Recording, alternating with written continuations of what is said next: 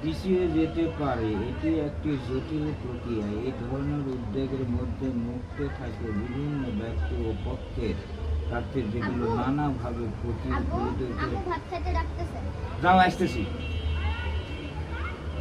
প্রথম প্রাতিষ্ঠানিক স্থিতিশীলতার কথায় বোঝায় আমল কিন্তু রাজনৈতিক দলগুলোর মধ্যে স্থিতিশীলতা, অর্থনৈতিক স্থিতিশীলতা, বাজারের ব্যবস্থা স্থিতিশীলতা একটা ভয়ঙ্কর অবস্থানা থেকে উত্তরণে দরকার পড়ে স্থিতিশীল ব্যবস্থাপনা করে। আব্বু, আব্বু, আম্মু ভাত খেতে ডাকতেছে।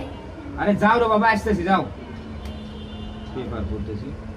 দ্বিতীয়, আমাদের অর্থনৈতিক অবস্থা ছিল বিধ্বস্ত, মূল্যকৃত ছিল অনেক বেশি, বৈদেশিক রিজার্ভ তলানিতে নেমেছিল, নিত্য পণ্যের সরবরাহ চেইন অনেক জায়গায় ভেঙে গিয়েছিল, ফলে অনেক জায়গা পণ্য আব্বু, গঠনের ভাত খেতে দরকার ডাকি, ছিল। কয়বার বলবো? আরে বাবা, চ্যাংরা পান্নার জন্য পেপারও ঠিক মতো পড়তে পারি না। চলো, ভাত খাবো।